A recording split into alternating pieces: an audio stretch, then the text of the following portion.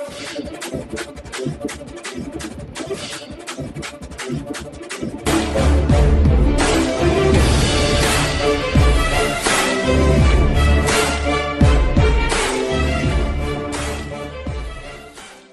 प्यारे हिंदुस्तान न्यूज 24/7 में आपका हार्दिक स्वागत है। खबर जज्जर से बादल से कांग्रेस विधायक दीप वत्स ने कही बड़ी बात। सोनाली फोगाट की मौत में है बड़े लोगों का हाथ। बेटी भी लगा रही है आरोप। अगर बेटी को किसी नेता का नाम पता है तो बताना चाहिए, हम उनके साथ। सीबीआई जांच से क्यों भाग रहे हैं बीजेपी के नेता? बेटी बचाओ बेटी पढ़ाओ की बात करने वाली पार्टी मां के हत्यारों का पता लगाने के लिए बेटी कर रही सीबीआई जांच की मांग, तो जांच से क्यों भाग रही है भाजपा? कांग्रेस की वरिष्ठ नेत्री रिंकू चौधरी अलग कार्यक्रम पर अपनी अलग ताकत दिखा रही है कि सवाल पर हुड्डा के करीबी विधायक कुलदीप वत्स का कटाक्ष अब ताकत दिखा रहे हैं, पहले कमजोर थी क्या? मैंने कहा कांग्रेस के प्रत्येक नेता अपने घर से पहले ही बाहर निकल लेते, कांग्रेस का ये हाल थोड़ा ही होता। जैसे संतोष सैनी की रिपोर्ट।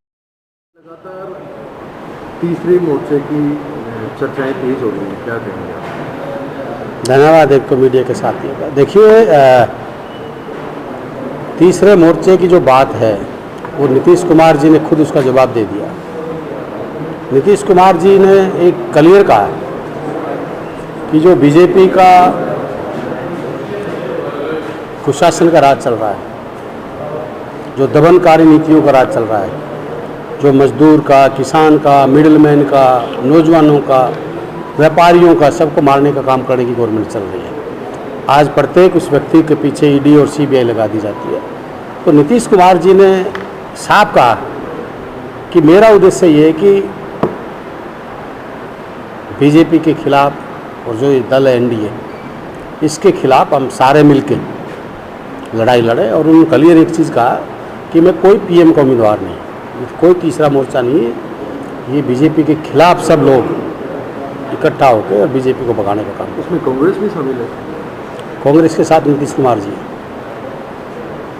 कल रोहतक में मेघालय के जो राज्यपाल है सत्यपाल मलिक जी, उन्होंने अपने एक भाषण में कहा है कि किसानों को दोबारा एक बार लड़ाई लड़नी पड़ेगी, तो उसको लेकर क्या करें? देखिए, गवर्नर साहब का क्या बयान था मैंने सुना तो नहीं, पर ये तो मैं शुरू से कह रहा हूँ कि बीजेपी दो मुँहा सांप है, किसान को मारने का काम किया है और जो किसानों के साथ बड़ा विश्वासघात किया, धोखा किया और धोखा करके झूठी जबान देके, जब देश के प्रधानमंत्री और मंत्री झूठी जबान देके अपनी जबान से फिर जाते हैं तो इससे बड़ा और क्या होगा?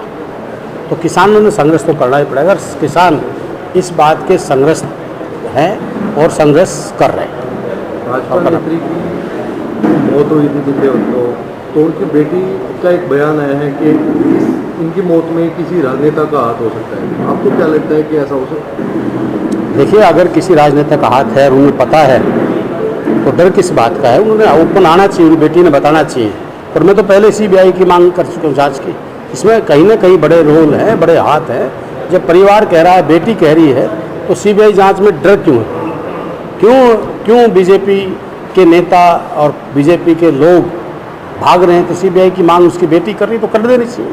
मैं इस पक्ष में हूँ और अगर उनको कुछ पता है जिस नेता का नाम है तो बेटी सामने आए और हम उसके साथ खड़े हैं। दोनों राज्यों में भाजपा की सरकार है, क्या ये भाजपा का फेलियर है? देखिए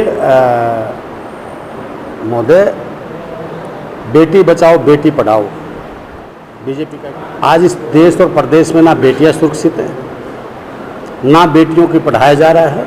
और ये सोनाली फोगाट तो इस बीजेपी की नेता थी, वर्कर थी, बीजेपी की बेटी थी। बेटी तो चलो हरियाणा की भी थी, पर ये अपनों के नहीं है। आज इनका ये चरित्र सामने आ गया कि ये कितनी बेटी बचाओ बेटी पढ़ाओ की बात करते हैं, कितनी बेटियों की इज्जत इनके पार्टी में है, कितने इनके दिल में बेटियों की इज्जत है, ये आज लोगों ने सब पता लग चुका है इस बात की। कहीं ना कहीं खफा जो चौधरी वीरेंद्र सिंह हैं, नेता हैं बीजेपी के, वो भी बीजेपी से खफा निकल, उनका एक बयान आया है कि अब वो चुनावी राजनीति नहीं करेंगे लेकिन राजनीति करेंगे।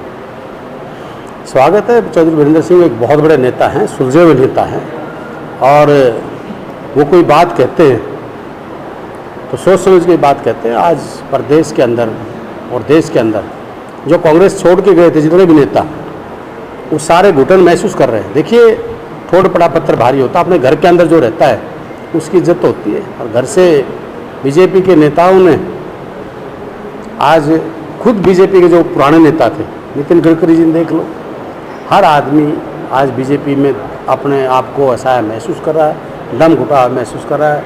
ये किसान विरोधी हैं, ये युवा विरोधी हैं, ये नौजवानों के भविष्य के साथ में खिलवाड़ किया। 2 करोड़ रोजगार की बात करते थे, 15 लाख रुपए काला धन की बात करते थे, किसानों की आय दुगनी करने की बात करते थे। मैं पूछना चाहता हूँ कितने इन्होंने वादे किए और आज उन वादों का इनका हुआ क्या?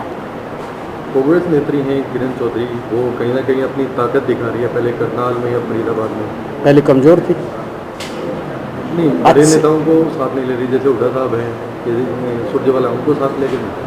अच्छी बात है। कांग्रेस के प्रत्येक वर्कर, प्रत्येक नेता अगर घर से निकल लेते तो इस कांग्रेस का ये हाल थोड़ी होता।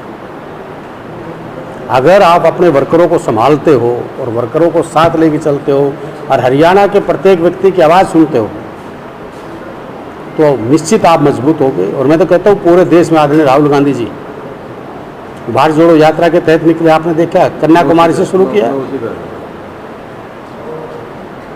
तो आज उन्होंने शुरुआत की और आज लाखों लोग उनसे जुड़ते चले जा रहे हैं। तो नेता ने तो पब्लिक से बाहर निकलना चाहिए। और अगर आप अपने हलके की, अपने इलाके की, अपने प्रदेश की बात लोगों की सुनोगे नहीं जब तक आपने उनकी दुख दर्द का पता नहीं।